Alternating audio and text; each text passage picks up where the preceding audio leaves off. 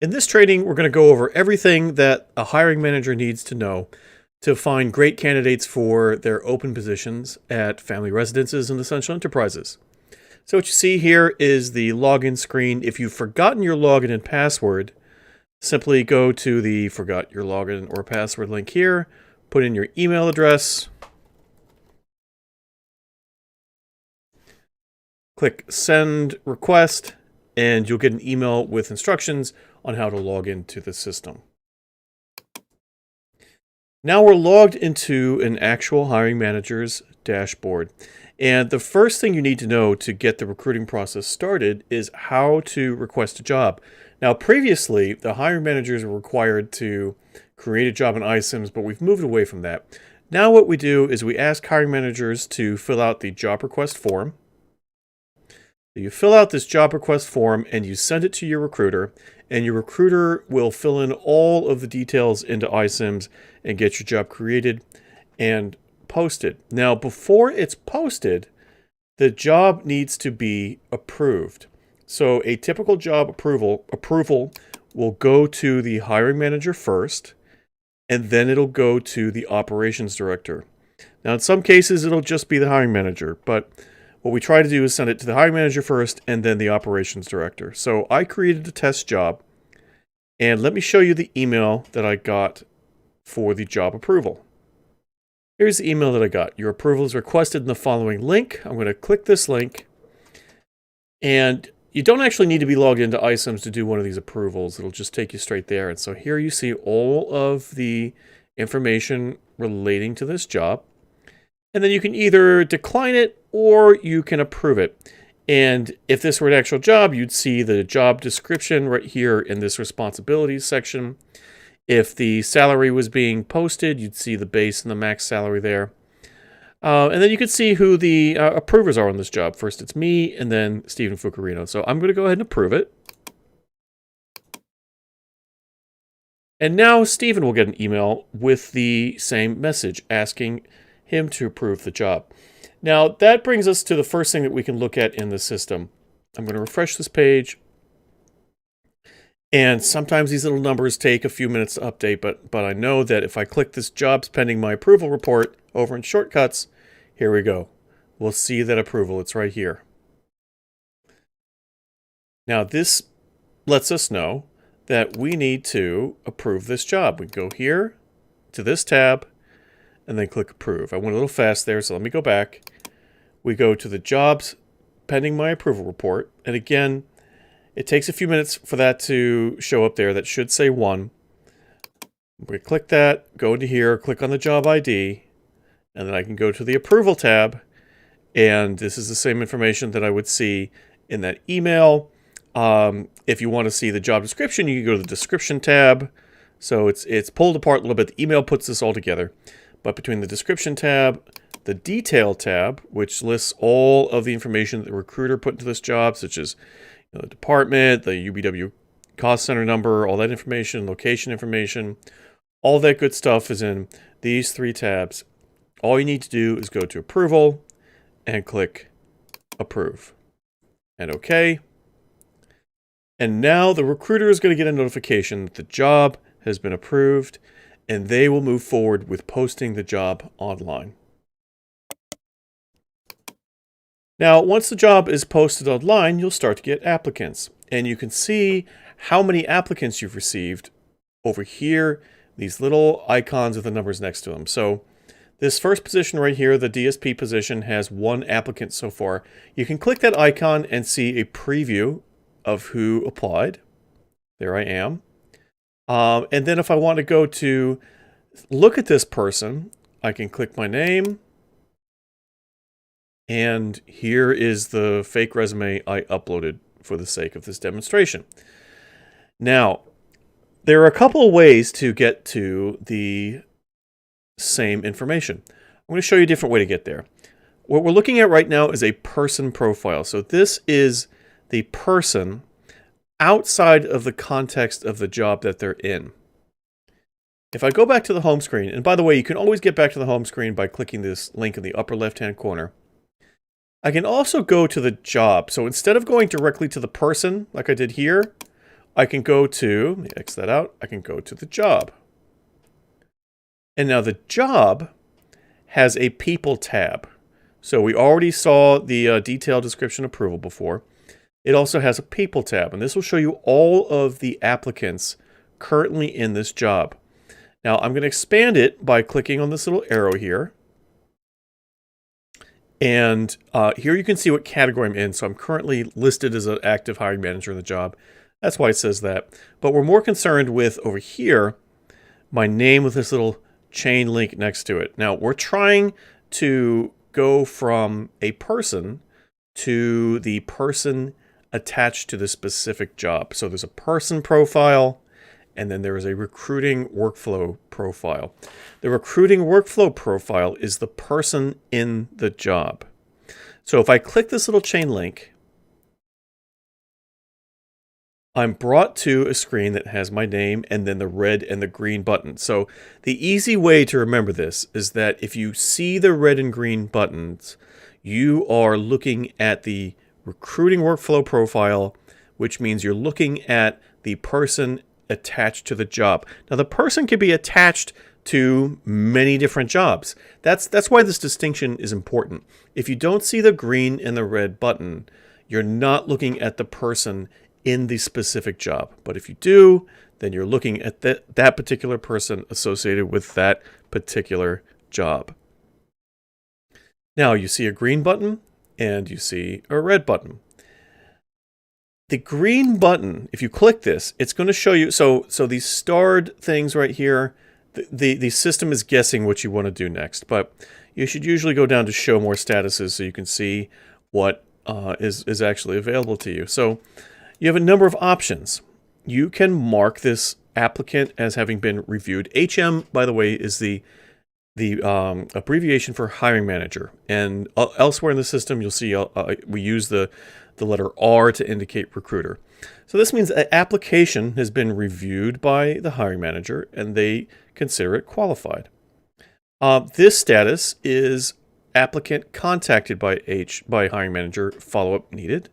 And we have similar statuses for phone interview scheduled, phone interviewed, qualified, in-person interview scheduled, in-person interviewed, qualified. Now, the purpose of all of these statuses is to help you keep your candidates organized. So let's say you had 20 applicants for this job and you couldn't remember who you'd looked at and who you'd interviewed, who you talked to on the phone, right? It can get very confusing. So I'm going to, let's say I talked to this candidate on the phone and I thought they were qualified. I would select this status. And now when we go back to the job, there's a couple ways to get there. There's always a few ways to achieve the same ends in iCIMS. And I'm going to try to show you a few different things. So here's the job title again, Direct Support Professional. So I could go straight to the job by clicking there. And here we're in the job. And here's our People tab. And as you can see, we now have phone interviewed by hiring manager qualified. If I click that, and then here I am in that status. Now I'm going to move myself into another status just so I can see this again. And I could either click this chain link, but again, there's always more than one way to do something in iCIMS. So this time I'm going to click that checkbox, and you see the green and red button again. We are working with the candidate in the job. Now, why do we have a green and red button here and also have a green and red button if we go over here? That's because if we had multiple candidates here that we wanted to do something with at the same time, we could select multiple checkboxes and advance or reject them all as a group. But we're not going to do that right now. So let's say that I phone interviewed this candidate. Show more statuses. And let's say that they came in for an in-person interview. Actually, let's go back a step. So let's say talk to them on the phone, and then we invited them to schedule an interview with us, and they did it, and it's now on the books. We have an interview scheduled. I can put them in this status. Now, do you have to do this? No, you don't. It won't hurt anything if you don't use these statuses, but it's just helpful to, especially when you have a lot of candidates, to keep track of them this way. So now I know that I have this interview scheduled. And let's say the person came in for the interview, thought they were great. We're going to put in-person interviewed by hiring manager qualified. And that status changes again. Now, let's say that this candidate was not selected. We can go to the Reject button here.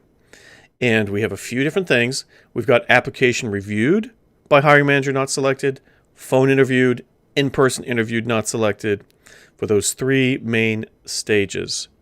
So let's say the person came in for an interview and they were not selected. So I'm going to click that. This screen pops up and asks you to select a disposition reason. So you can select whatever makes sense here. And just be very careful here not to, because this is on record, right? So I would suggest that you keep it pretty general. You don't want to go into minute detail and say anything that you maybe don't want to share later on, right? Because this is a permanent record. And you could also, if you don't want to write something here, you could say, please speak to HR. Something like that. Okay. Now, the next thing that you want to do is you want to select this send a delayed email notice. Now, this will, so let's say somebody comes in for an interview and you know that they're not the right candidate and you don't want them to get an email on their phone right after they walk out the door. If you click that checkbox, it will delay the notification to that candidate for 137 hours. And I'm not sure how we came up with that, but right now that's what that's set to. So the point being that they're not going to get an immediate rejection notice. I'm going to save this, and now what we get is an email template. And we can look for a rejection template that has already been put together, and these green things are variables. And you can preview it by clicking there. And it has your typical verbiage for a rejection email here. And then you can cancel out of that and click send later. And now that candidate is going to get a rejection email. Now, just to make sure that you remember who you sent the email to, you can also click that box and click down here, rejection email sent. Boom. And this way the system is set up right now is that rejection email sent actually pulls the person off your people tab altogether. So you don't have them along with the candidates that you are still looking at. Now, again, it's not absolutely essential that you do that. It's just a way of managing the information in your jobs. So let's go back to the main screen on iCIMS. And I'm now going to walk you through the other reports here. So the My Jobs panel is all jobs on which you personally are the hiring manager. My Team's jobs are all jobs on which you are listed as either the operations director, the second hiring manager, or the third hiring manager. So there's a few different hiring manager fields in the job, and we can increase the visibility of jobs by adding, and the recruiters can do this for you. They can add you to one of those other categories so that those jobs show up for your review as well. And as let's just pick this one here, 8373. We'll go to detail and we'll see that Stephen can see this job because he's listed as the secondary hiring manager. And he's listed as the operations director too. But this is Audrey Lancaster is the hiring manager on this job, but Stephen also gets to see it.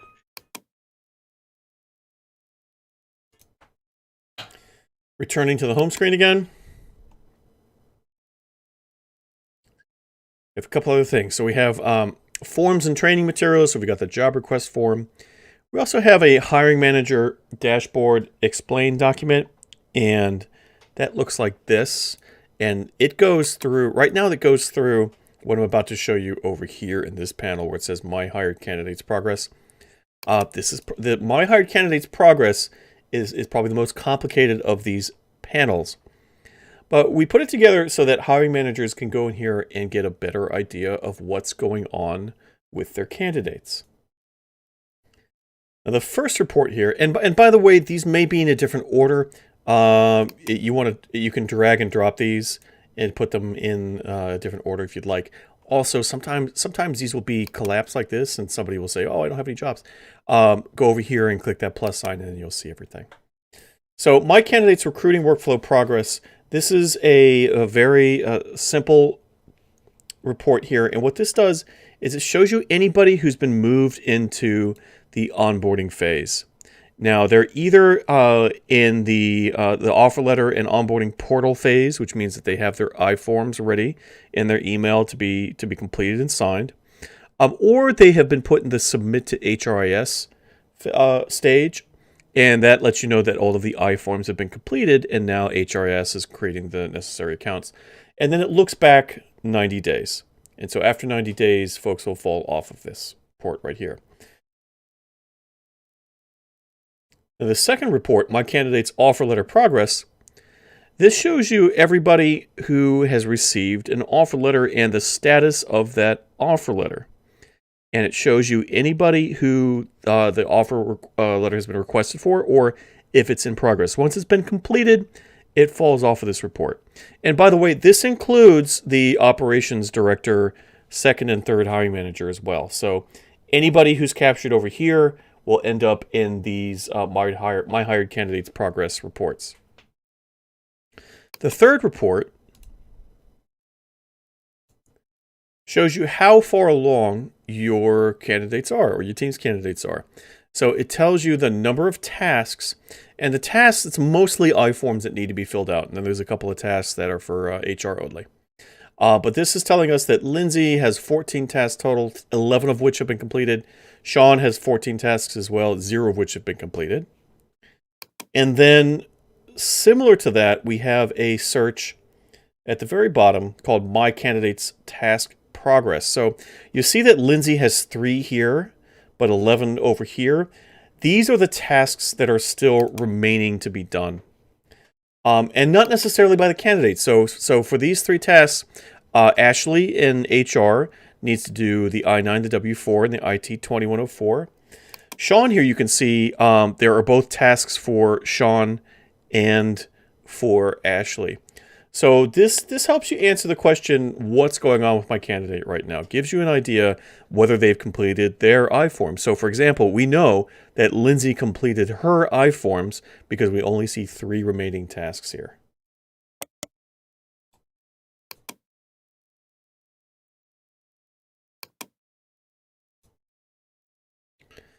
And that's it. That should really get you started with iCIMS. If you're having any trouble, reach out to Sam Smitchko in the HRIS team. Her email address is smitchko@familyres.org, and she can assist you with password resets, if there's jobs that you don't see that you think you should see, issues with approvals, anything of that nature. And also, at some point, what you see here may shift around a little bit. We'll create new trainings to keep these up to date, but we like to get feedback from the hiring managers to find out what works for them and what doesn't. So if you have any ideas about what you would like to see or something that doesn't make sense, you can also let Sam know, and we'll work on it together to make sure that iCIMS is a platform that you enjoy using, that helps you find the best, most qualified talent for your open positions. Thank you.